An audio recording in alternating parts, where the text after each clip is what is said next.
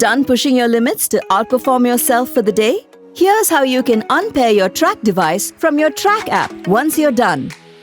Once you've opened the app, tap on More at the bottom menu. You will see more options appear below. Select Devices from the expanded bottom menu. A list of devices previously connected to your TRAQ app will appear on your screen. From this list of devices, tap on the 3 vertical dots at the right side of the Watch option. Now click on the Remove button.